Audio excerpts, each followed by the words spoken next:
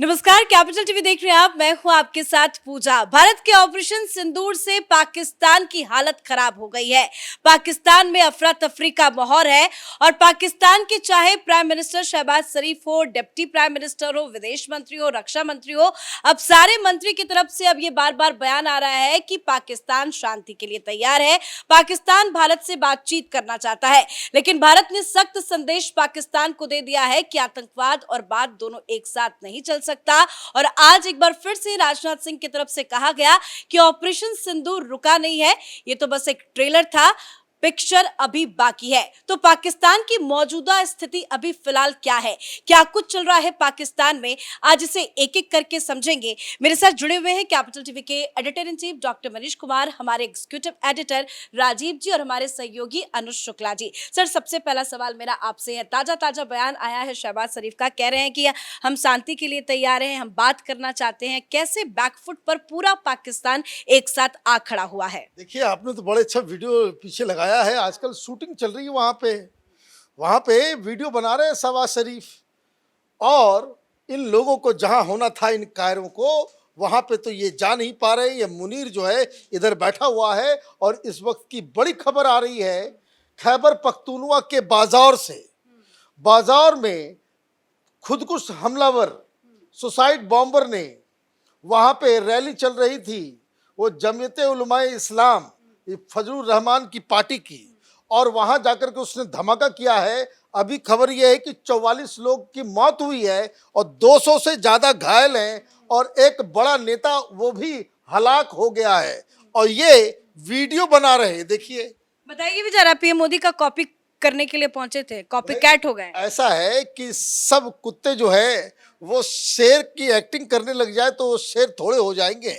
तो ये बेकार की बातें हैं। इन लोगों को जो काम है, और जो आपने हम लोग जो बहुत ही सीरियस इशू कि पाकिस्तान के अंदर जिस तरह का इंटरनल डिस्टर्बेंस शुरू हो गया है, जिस हिसाब से आप देखिए 44 लोग कम नहीं होते हैं एक पॉलिटिकल रैली के ऊपर। और पॉलिटिकल रैली किसकी है? फजलुर रहमान ने पार्लियामेंट के अंदर वहां ये कहा था कि ये युद्ध बंद करो, पाकिस्तान हिंदुस्तान से तो जीतोगे नहीं, और सारे फौज को अगर तुम ईस्टर्न बॉर्डर पे लेके चले जाओगे तो हमारी हिफाजत इन जानवरों से कौन करेगा? This is what he said and he walked out. और ये कह करके वो चला गया था। इसकी बात तो सही हो गई, इसकी बात तो सही हो गई। और ये सारे लोग, ये पंजाबियों ने पाकिस्तान का जो बेड़ा गर्क किया है, इसका तो पाकिस्तान के लोगों को अपना हिसाब किताब सोचना पड़ेगा। दिख भी रहा है, बैकफुट पर है। राजीव सर, एक खबर अभी बड़ी सामने ये आ रही है कि जो वहां का आर्मी ऑफिशियल हेडक्वार्टर है, उसे रावलपिंडी से इस्लामाबाद शिफ्ट किया जा रहा है। डर साफ साफ दिख रहा है। बिल्कुल डर तो होगा ही, क्योंकि जो खबरें बार बार आ रही है और एक एक करके एक्सपोज किया जा रहा है पाकिस्तान को। बताया जा रहा है कि जो जनरल हेडक्वार्टर, आर्मी जनरल का हेडक्वार्टर, उस पर भी हमने अटैक किया, वहां भी ड्रोन गिरे। हालांकि भारत ये नहीं चाहता था कि मास डिस्ट्रक्शन हो, इसलिए डेमोन्स्ट्रेशन था, प्रदर्शन था कि देखो हमारी रीच कहां तक है।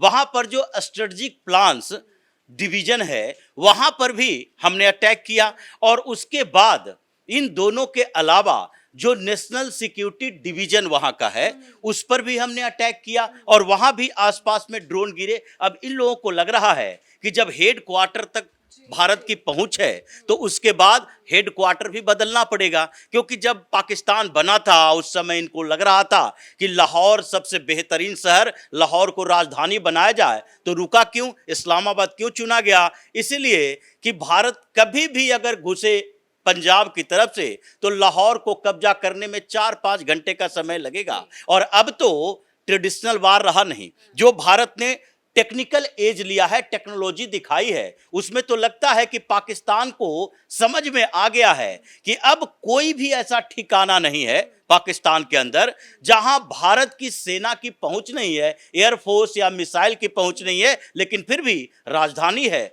तो वहां के क्षेत्रों में सिक्योरिटी सिस्टम अच्छा होगा। अब आगे ये कोशिश करेगा कि जो ये 5,000 करोड़ रुपया में एयर डिफेंस सिस्टम चीन से खरीद कर लेकर आया था और वो दिवाली के पटाखों की तरह उड़ गया, अब इसको कोशिश करनी पड़ेगी कि आर्मी के लिए बजट बढ़ाओ, बजट बढ़ाओ। बजट बढ़ाओगे कहां से? अगर पैसे ज्यादा चाहिए तो उसके लिए डेवलपमेंट करना पड़ता है, आतंकवाद से काम नहीं चलेगा। तो आजकल पाकिस्तान की सेना में ऐसी स्थिति हो गई है कि जनरल मुनीर के बारे में कहा जा रहा है, ये एक दो नहीं बल्कि अमेरिका के जो थिंक टैंक है, भले ही ट्रंप जितना भी सेव करने की कोशिश कर ले, अमेरिका के थिंक टैंक, पेंटागन के पूर्व ऑफिशियल, अभी के वर्तमान में जो ऑफिसर्स हैं, अधिकारी हैं, वो तो सोचते हैं भाई राष्ट्रपति ट्रंप ऐसी बातें बोल रहे हैं तो थोड़ा सा मैनेज करने की कोशिश करें। वो लोग कह रहा है कि जो दुर्गति भारत ने पाकिस्तान को की है और ऐसी दुर्गति के बावजूद क्या अपने पद पर बने रहेंगे जनरल मुनीर?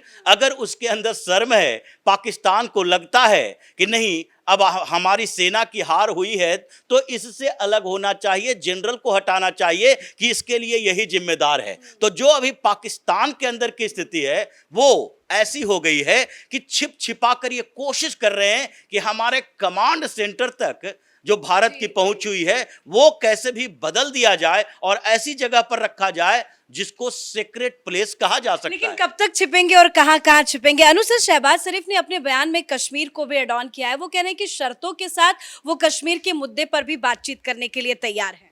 कश्मीर तो पाकिस्तान का एक एजेंडा हमेशा से रहा है, तो कश्मीर पर हमको ध्यान नहीं देना चाहिए कि उन्होंने कश्मीर क्यों जोड़ा, वो कश्मीर जोड़ेंगे ही। लेकिन उससे पहले उन्होंने क्या किया है, क्या कहा है, उस पर हमको ध्यान देना चाहिए। और उन्होंने जो कहा है कि हम भारत के साथ डायलॉग करना चाहते हैं, हम भारत के साथ शांति चाहते हैं, हम चाहते हैं कि दोनों पड़ोसी अच्छे से रहें, ये क्यों कहा है इस पर देखना चाहिए, उस टाइमिंग को। देखिए 2-3 घटनाक्रम हुए हैं जिन पर जो डेवलपमेंट आए हैं जिन पर हमको देखना चाहिए। एक तो ये कि दिल्ली में 2 दिन पहले रिपोर्ट्स हैं कि तालिबान के एक मंत्री सद्र यहाँ पर टहल रहे हैं, दिल्ली में घूम रहे हैं, और इसको लेकर के पाकिस्तान के अंदर माहौल, जो राजनीतिक एक अनिश्चितता का माहौल बना हुआ है और जो जियोपॉलिटिक्स पर उसके असर होंगे, वो आप चीज़ देखिए। दूसरी बात ये देखिए कि कल जयशंकर साहब ने पहली बार ये ऐसा हुआ है कि उन्होंने अफगानिस्तान के विदेश मंत्री के साथ फ़ोन पर बातचीत की।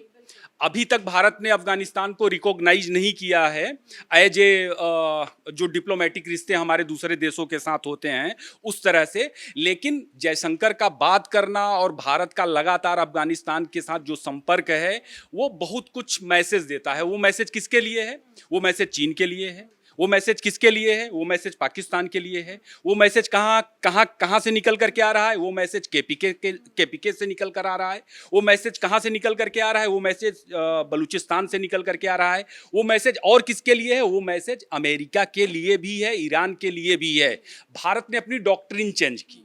जो ऑपरेशन सिंदूर हुआ उसमें बातचीत हो रही है, तो भारत ने अपना जो सिद्धांत चेंज किया उसमें एक चीज यह भी निकल करके आ रहा है कि भारत अब दुनिया को अमेरिका की दृष्टि से, ईरान की दृष्टि से नहीं देखेगा, चीन की दृष्टि से नहीं देखेगा। भारत अब दुनिया को भारतीय दृष्टि से देखेगा। तो अफगानिस्तान के साथ हमारे संबंध क्या होंगे, या हमारी अपनी क्षेत्रीय जरूरत, हमारी जो संप्रभुता की जरूरत है, हमारे जो क्षेत्रीय हित हैं, उसके आधार पर तय होंगे। कहीं ना कहीं पाकिस्तान को पहले भी इस बात का डर था, जबकि ये खामखा है भारत की। मैं नहीं मानता कि भारत की ऐसी कोई भूमिका है बलूचिस्तान में कि भारत वहाँ आर्म सप्लाई कर रहा है, भारत उन्हें पैसे दे रहा है। अगर भारत ऐसा करता तो आज की तारीख में बलूचिस्तान अब तक स्वतंत्र हो चुका रहता। बिल्कुल। और पिछले 24 घंटे में देखिए राजीव सर, तो अफगानिस्तान का भी रिप्लाई आया और इजराइल की तरफ से भी प्रतिक्रिया सामने आई।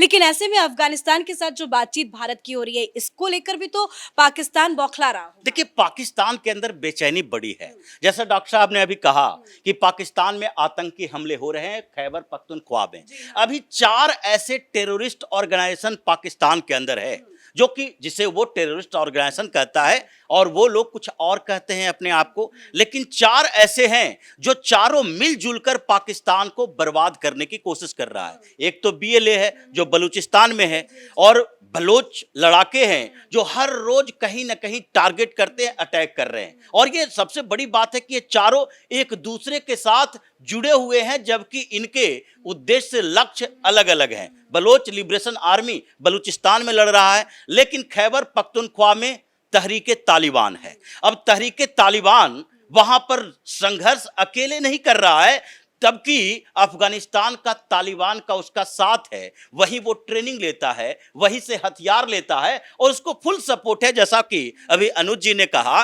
कि तालिबान के साथ हमारे अच्छे संबंध हैं, हो रहे हैं, और विदेश मंत्री ने तालिबान के विदेश मंत्री के साथ बातचीत की और उस बातचीत में उन्होंने अपने बेहतर संबंधों की चर्चा की है। मतलब हमसे अफगानिस्तान का बेहतर संबंध और ट्रेडिशनल रिलेशन की भी बात की है कि परंपरागत तौर पर देखें तो अफगान जो हैं भारत के साथ ज्यादा करीब रहे हैं, वहां के कल्चर, वहां के संस्कृति में वहां के लोग ज्यादा करीब रहे हैं। तो तहरीके तालिबान को तालिबानियों का समर्थन मिल रहा है जो अफगानिस्तान में पनप रहे हैं। एक आईएसके है, इस्लामिक स्टेट ऑफ खुरासान, ये आईएसके भी इन लोगों के साथ जुड़ा हुआ है और वो इसके शहरी क्षेत्रों को भी टारगेट कर रहा है, क्योंकि उसका काम है कि पूरे पाकिस्तान के अंदर ये स्थिति पैदा करो कि ये घुटने पर आए, जो हर जगह अलग अलग दबाने की कोशिश कर रहा है। तो ये जो सारे आतंकी संगठन उसके हैं, अलग अलग क्षेत्रों में सुपर एक्टिव हैं, उससे परेशानी तो है ही, और परेशानी इस बात के लिए भी है कि पाकिस्तान के आर्मी के अंदर जो आतंकी संगठनों के लोग जुड़े हैं, इससे पूरी दुनिया के लिए खतरा महसूस किया जा रहा है। पहले से भी खतरा था। अभी ये जो ट्रंप चिल्लाकर चीख कर कह रहे हैं कि पाकिस्तान और हिंदुस्तान में सीज फायर करवा दिए, अब तो वो थोड़ा उनका लहजा कमजोर पड़ गया है। लेकिन अमेरिका में भी ये बात उठ रही है कि भाई किसका सहयोग कर रहे हो? ये उसामा बिन लादेन का सहयोगी वहां के सेना में है। अभी जो लेफ्टिनेंट जनरल अहमद शरीफ है, उसका बाप कौन था? न्यूक्लियर साइंटिस्ट, और वो न्यूक्लियर साइंटिस्ट जिसका यूएन सिक्योरिटी काउंसिल के रिकॉर्ड में है कि उसने ओसामा बिन लादेन के साथ मुलाकात की, उससे बातचीत की और उसको न्यूक्लियर कंपोनेंट देने के लिए, ब्लूप्रिंट देने के लिए, वो न्यूक्लियर बम तैयार करने की टेक्निक देने के लिए वादा किया था। तो वो लोग तो पाकिस्तान के आर्मी में हैं। अगर ये न्यूक्लियर बम छोटे पैमाने पर भी इन आतंकी संगठनों के पास जाएगा तो केवल भारत को खतरा नहीं है, यूरोप में हर जगह पर ट्रक में लाद कर ले जाते हैं और ट्रक से ये सुसाइडल अटैक करते हैं, लोन वोल्फ अटैक हो रहा है। तो यूरोप और अमेरिका सावधान हो जाए। जिस तरीके से अमेरिका अभी एक्टिव है ईरान में कि उसको न्यूक्लियर पावर नहीं बनने दिया जाएगा, अभी जितने न्यूक्लियर बम हैं, जितने कमांड सेंटर हैं, उसके ऊपर अंतरराष्ट्रीय निगरानी के साथ साथ कब्जा होना चाहिए। पाकिस्तान के इन जिहादी जनरलों के हवाले इसे नहीं छोड़ना चाहिए, नहीं तो तबाह हो जाएगी पूरी दुनिया। खैर, इस चुनाव के बीच में तो ट्रम्प भी पूरी तरह से बैकफुट पर आ गए हैं, उनकी भी बहुत ज्यादा फजीहत हो गई है। लेकिन ये बिलावल भुट्टो का अगर जिक्र करें तो बार बार ये तो खुल के सामने आ चुका है कि पाकिस्तान और आतंकवाद का कनेक्शन क्या है। लेकिन बिलावल भुट्टो ये कह रहे हैं कि अब हमें आतंकवाद के मुद्दे पर भी बातचीत करना चाहिए। देखिए वो दिक्कत क्या है, पाकिस्तान की जो सबसे बड़ी समस्या इस वक्त क्या है, तस्वीरें आप देख रहे हो। एक ऐसा जनरल है, पहले जनरल की एक साख होती थी, लोगों ने एक समझ लिया ये मुल्ला मुनीर है, ये जोकर है, ये सुरक्षा नहीं दे पाया, आर्मी की पूरी साख खत्म हो गई। भाई प्रधानमंत्री ऐसा है जिसको कोई लीडर मानने को तैयार नहीं है। भाई शरीफ को कोई लीडर मानेगा, नवाज शरीफ होते तो मामला कुछ और होता। वो खुद भी नहीं मानता, वो खुद भी नहीं मानता। और ये जो है वो उसको कोई लीडर नहीं मानता। उसके आसपास जो लोग हैं, अब देखिए बॉडी लैंग्वेज, तो आपका आर्मी चीफ के पास कोई इकबाल नहीं है, प्रधानमंत्री की कोई साख नहीं है, और बाकी जो आसपास उसके जो जोकर्स बैठे हुए हैं, ये तमाम जोकर्स क्या हैं? ये जोकर्स तो वो है कि मुझे देखने से ही लगता है इन लोगों की बॉडी लैंग्वेज कि भाई लूट सको जितना लूट सकते हैं। अभी जो आराम से जो बातचीत चल रही है कि हेडक्वार्टर बदला जाएगा, फिर रिकंस्ट्रक्शन किया जाएगा, ये जितनी तबाही हुई है सबसे ज़्यादा खुश आर्मी के लोग होंगे कि भाई नहीं, कि भाई नया हेडक्वार्टर बनेगा, कमाएंगे, पैसा आएगा, लूटेंगे सारे लोग। भाई इनमें से कोई भी परिवार, किसी का परिवार हिंदुस्तान में, पाकिस्तान में है क्या? ये देखिए ना सर कि $1 बिलियन का IMF से लोन मिला और करीब करीब जो मतलब प्रतिष्ठित मीडिया ऑर्गेनाइजेशंस हैं उनकी रिपोर्ट्स है कि मोर देन 20% एरिया जो PAF का है उसके जो असेट हैं वो तबाह हैं। तो इसको बनाने में ये लोग जो चंदा मिला है वो खर्च करेंगे और पैसा दबा कर खा जाएंगे। वो जो डैमेज है वो 1 बिलियन का नहीं है। जो एस्टिमेट जो है आ रहा है वो $4 बिलियन का है और चंदा मांगेंगे। और चंदा मांगेंगे रिकवर करने में टाइम भी तो लगेगा। और नहीं तो ये लोग देखिए अभी तो चले जाएंगे। मुनीर चला जाएगा, अभी रिटायरमेंट हो रहा है उसका, ये भी अगली बार चला जाएगा। इमरान जो लीडर है उसको आपने जेल में डाल रखा है, जो वाकई पाकिस्तान का लीडर, जो जनता जिसको लीडर मान रही है उसको आपने जेल में डाल रखा है। तो ये पाकिस्तान का ये देखिए इंटरनल विरोधाभास इतना है कि ये ज्यादा दिन तक वो टिकने नहीं जा रहा है। इमरान खान का जिक्र किया तो आखिरी सवाल मेरा आपसे है कि इमरान खान जेल से ये बयान दे रहे हैं कि नहीं, ये जो सीज फायर अभी मौजूदा स्थिति में चल रहा है ये आने वाले वक्त में इसका उल्लंघन होना तय है, वो इस तरह का इंडिकेशन दे रहे हैं? नहीं, वो इंडिकेशन नहीं दे रहा है, वो सच बोल रहा है। पाकिस्तान पर आप भरोसा नहीं कर सकते हैं और भारत की तरफ से ये बार बार कहा जा रहा है और ये चीज़ सामने भी आई है कि सीज फायर 18 मई तक के लिए है। दो चीज़ें देखिए, जब मैं बात कर रहा था उसमें तो बातचीत खत्म नहीं हो पाई थी। जयशंकर के साथ जो अफगानिस्तान की बात हुई है, अफगानिस्तान के विदेश मंत्री की बात हुई है फ़ोन पर, उसमें अफगानिस्तान ने भारत से मांग किया है, क्या मांग की है अफगानिस्तान ने, कि हम आपके साथ कारोबार करना चाहते हैं। अब सवाल यह है कि अफगानिस्तान कारोबार किस रास्ते करेगा। दो ही रास्ते हैं। अभी तक अफगानिस्तान का जितना भी कारोबार होता था वो पाकिस्तान के रास्ते होता था और पाकिस्तान अफगानिस्तान पहुंचने की अपनी इसी भौगोलिक स्थिति के बदले पूरी दुनिया से चंदा वसूलता है। वो अमेरिका का इस्तेमाल करता है, वो पश्चिम का इस्तेमाल करता है, वो अरब से पैसे लेता रहा और उसके बदले में उसने अफगानिस्तान को उसने हमेशा जहन्नुम में बनाने की कोशिशें की, वहाँ मुजाहिदीन तैयार किए और बारूद बेचा। अब जब अफगानिस्तान कह रहा है कि नहीं, हमको आपके साथ कारोबार करना है, हमारे कारोबारियों को आप वीजा दीजिए, तो किस रास्ते करेगा? तो दो ही रास्ते बनते हैं, एक या तो पाकिस्तान से जाए। पाकिस्तान से कहाँ से रास्ता जाएगा? वो केपीके से होकर के निकलता है रास्ता और बलूचिस्तान से होकर के निकलता है। दूसरा रास्ता निकल करके आता है ईरान का और ये दोनों रास्ते बिना भारत के संभव नहीं है। तो इससे जो संकेत निकल कर आता है वह संकेत यह है कि क्या बलूचिस्तान आज़ाद होगा, क्योंकि बलूचिस्तान अगर फ्री हो गया तो एक्सेस मिल जाएगा उसको डूरंड लाइन में, जो उनका वेस्टर्न बॉर्डर है। तो कुल मिलाकर के पाकिस्तान के लिए स्थितियां अभी भी बहुत घातक बनी हुई हैं और न सिर्फ पाकिस्तान के लिए बल्कि ईरान को भी अगर देखेंगे तो ये इस तरह की खबरें आई कि ईरान मीडिएट कर रहा है। तो ईरान का भी एक लगता है कि ईरान कहीं ना कहीं बलूच को जो एक कंट्री बनने की कोशिश में है, वहाँ के लोग जो चाहते हैं, तो ईरान उसका विरोध करता है, अपोज करता है। ईरान को लगता है कि इससे उसके जियोपॉलिटिकल जो हित हैं वो प्रभावित होंगे, कोई तीसरा देश आकर के वहाँ बैठ सकता है या अरब आकर के बैठ सकते हैं। तो उसने भी कोशिशें करी थी। तो कुल मिलाकर के पाकिस्तान जो है वो पूरी दुनिया की राजनीति को बदलने जा रहा और भारत के हाथ में पूरी दुनिया की राजनीति है और इससे एक नुकसान चीन को भी होने जा रहा, क्योंकि उसका पूरा का पूरा असेट ही जो सीपैक का होकर गुजरता है, उसके अपने चाइना पाकिस्तान इकोनॉमिक कॉरिडोर का, वो केपीके और बलूचिस्तान से होकर के ग्वादर तक पहुंचता है। तो कुल मिलाकर के पूरी दुनिया की राजनीति, पूरी दुनिया के भूगोल और पूरी दुनिया की अर्थव्यवस्था पर इन चीज़ों का असर पड़ेगा और उसमें भारत एक बड़ा खिलाड़ी, बड़ा गेम चेंजर बन करके निकल रहा है। बिल्कुल, बहुत बहुत धन्यवाद आप तीनों का हमसे जुड़ने के लिए, समझाने के लिए। तो वो पाकिस्तान जो भारत को बार बार परमाणु बम की धमकी देता था, वो पाकिस्तान अब पूरी दुनिया के सामने एक्सपोज्ड हो चुका है। घोर बेइज्जती तो इस ऑपरेशन सिंदूर के जरिए पाकिस्तान की हुई है, साथ ही जो तबाही पाकिस्तान में बची है उसको रिकवर करने में पाकिस्तान को काफी लंबा वक्त लगेगा। जनरल मुनीर काफी ज्यादा मुसीबत में है, शहबाज परेशान है, तमाम बड़े नेता परेशान है। जो नेता पहले धमकी देते थे वो अब बैकफुट पर है और अब पीएम मोदी के सामने ये गुहार लगा रहे हैं कि अब हम शांति के लिए बात करना चाहते हैं। कुल मिलाकर भारत के ऑपरेशन सिंदूर से पाकिस्तान पूरी तरह से तबाह हो चुका है। देखते रहिए कैपिटल टीवी। नमस्कार।